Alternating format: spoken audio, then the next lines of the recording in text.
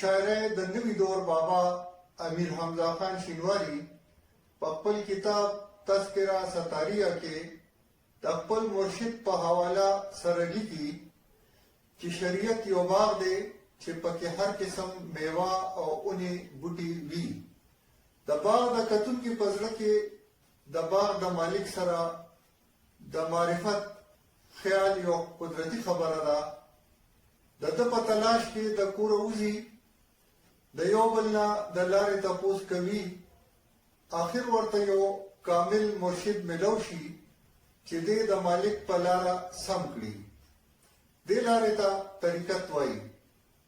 او چې طالب مطلوب ته ورسي او سموده په ریاضت او مشقت کې تیره کړي، نو د مالک یعنی الله هم ورسره مینه پیدا شي او ورته په روحانیت کې خاص مقام ورکړي.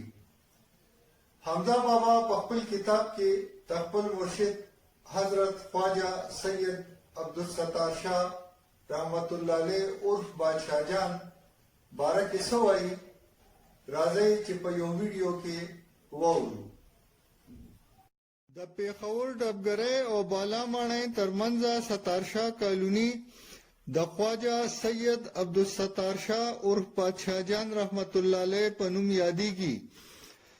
عبدالستار شاه باچا په 18 ذی الحجه 1208 هجری کې په میرانو کلی اگردر ضلع مانسیرا کې پیدا شو. د والد صاحب نوم یې سید برهان شاه و. د قطب الاقطاب سید علی صاحب ترمیزی المعروف پیر بابا صاحب رحمت الله علیه په اولاد کې وو. د 15 کاله په عمر کې د قرآن فقه او فارسی لوستلو د پاره مدرسه کې داخل کړي شو. د ابتدا نه محکم پښتون وو او پښتو ژبې سره ډیره مینا لرله. د 13 کاله په عمر کې د علم او روزګار په تکل د هندوستان د سفر په نیت په ډومبي پړاو پیښور ته راغلو او دلته یې د لاس مزدوري شروع کړه. سموده پس یې د دلی سره نږدې خپله ټیکه واخسته. دلته په مزدورانو کې د افغانستان یو ولی عبدالغفور بادشاہ شامل وو چې په طریقه نقشبندیه کې د خلافت مالک وو. د سره د خواجگان معین الدین چشتی رحمت الله علیه زیارت لا اجمیر شریف ته لاړو او په سلسله نقشبندیه کې بیعت وکړو. سموده پس د عبدالغفور باچا سره کشمیر ته لاړو. د کامل مرشد په تلاش کلی په کلی وګرځېدو. د سفر دوران په بټخیله ملکنډ ایجنسی کې عبدالغفور باچا وفات شو، خو د وفات نه وړاندې یې بادشاہ جان رحمت الله علیه ته په سلسله نقشبندیه کې خلافت ورکړی وو. عبدالستار شاه صاحب لومبی دلی او بیا پیښور ته راغلو او د یو بالکی لال شاه سره د پیر عبدالسلام ملاقات لا پیدل کوټې ته روان شو، خو هلته هم ورته خپل منزل ملو نشو. واپس راغی او بیا چارباغ افغانستان کې سید حسن نقیب صاحب سره حاضری وکړه. هغوی ورله په سلسله قادریه کې خلافت ورکړو. هلته نه هندوستان او بیا پیښور ته راغلو. نو دلته یې نږدې دوست سید مستان شاه عرف کشمیر باچا په انتظار وو. هغه د مظفرآباد سره نږدې نړان کلی آزاد کشمیر کې خواجه راجا شیخ محمد عظیم عرف سائی صاحب رحمت الله علیه لا بوتلو. دلته عبدالستار شاه صاحب ته خپل منزل ملو شو او د سائی صاحب نه بیعت وکړو. د مرشد نه ډیر فیض حاصل کړو. سائی صاحب هم ورسره ډیره مینا لرله او د حضور صلی الله علیه وسلم نه چې کم امانت حاصل کړي وو هغه یې عبدالستار شاه صاحب ته حواله کړو. د هغه ځای نه بادشاہ جان رحمت الله علیه اجمیر شریف ته لاړو. په 1920 عیسوي کې ورته په سونو کاله پس د مزار د اوچتې دروازې د علم اوچتولو سعادت ورکړی شو چې د خواجه قطب الدین بختیار کاکی رحمت الله علیه نه پس چا نه و اوچت کړی.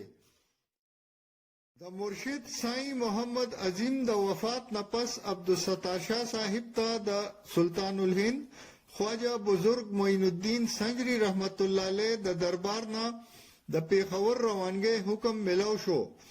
سمودا په ډبګره بازار کې د سلطان موشي او بیا د زرین خان افریدی په دکان کې استوګن وو. وروسته یې د بازار په منځ کې کور په کرایه واخستو او سحر او ماسپښین مونځ نه پس به د سلطان سره په ډیوړی کې د خلکو سره ملاقات کوو. د عوام نه علاوه مشایخ به هم د دوی محفل کې شامل وو او فیض به ترې حاصلوو.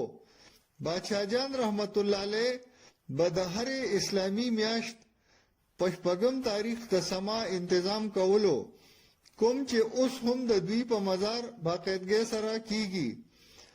په برزغیر هندوپاک کې د دوی په زرګا مریدان وو.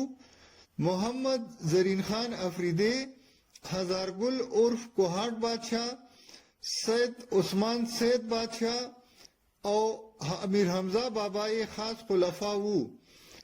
امیر حمزه شینواری د دې په ژوند او افکار ډېر ښکلی کتاب تذکرہ ستاریه لیکلی دی.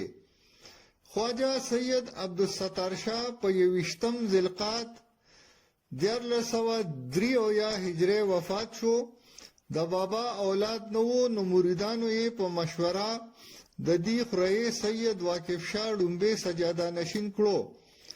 دویم سجاده نشین د هغوی زوی حکیم شاه صاحب وو او موجوده سجاده نشین د حکیم شاه صاحب خوري دی. د حکیم شاه صاحب مزار د بابا د گنبد دننه او د واقف شاه صاحب او د هغوی د کورودانی بیبي قبر د گنبد سره لګیدلې کمره کې دی. د مزار په احاطه کې د سما د پاره یو محفل خانه، د ملنګانو ډیره او یو جماعت هم دی. هر کال د زکات په میاشت کې د بابا عرس په عقیدت مناویږي او د روزانه په حساب د بابا د لنګر نه خلک خپل حصہ مومي.